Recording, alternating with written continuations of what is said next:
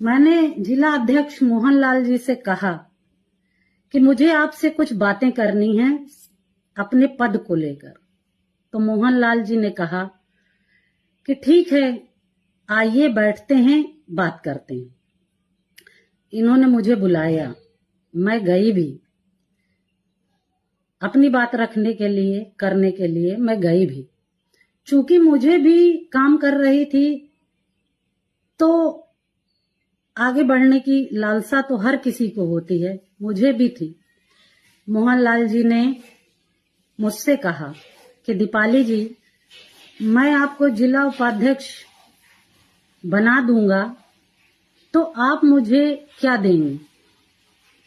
मैंने कहा, भाई साहब, मेरे पास देने के लिए कुछ नहीं है, क्योंकि अभी अभी मेरा घर मकान बिक चुका है, आपको पता है। मेरे पति का भी काम धाम बंद सा चल रहा है, आपको पता है। मैं आर्थिक रूप से इतनी कमजोर हूं कि मैं आपको कुछ दे नहीं सकती। मोहनलाल जी ने कहा, अरे दीपाली जी, आपके पास देने को बहुत कुछ है। मैंने कहा, भाई साहब, मैं समझी नहीं, कहना क्या आप चाहते हैं? इन्होंने कहा, आप समझदार हैं, आपको मुझे बताने की आवश्यकता नहीं है, आप इशारों को समझिए।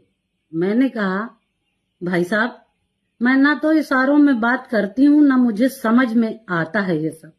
आप खुलकर बताइए, यदि करने योग्य होगा तो मैं जरूर करूंगा।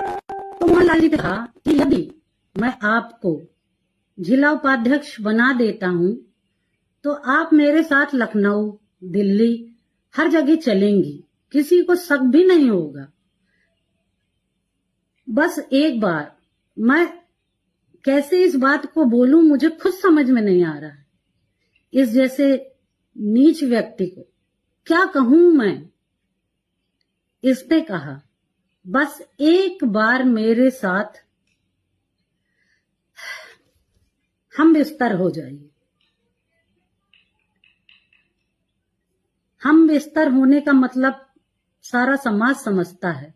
इनकी इतनी गंदी भावना जो मुझे महीनों से कचोट रही है, मैं किसी से कह नहीं पा रही थी, शांत थी। मैंने कहा, भाई साहब, आपके घर में भी बहू बेटियां हैं, ऐसी बातें की जाती हैं? आप बहनों के प्रति ऐसी धारणा रखते हैं? और क्रोधित होकर मैं वहां से आने लगी तो इन्होंने कहा कि दीपाली जी, अगर आप मेरी बात को मान जाएंगी तो मैं जिला पंचायत का आपको टिकट भी दे दूंगा। मैं लालची महिला नहीं हूं, इसलिए मैं शांत होकर, गुस्से में लाल होकर वहां से वापस घर गई।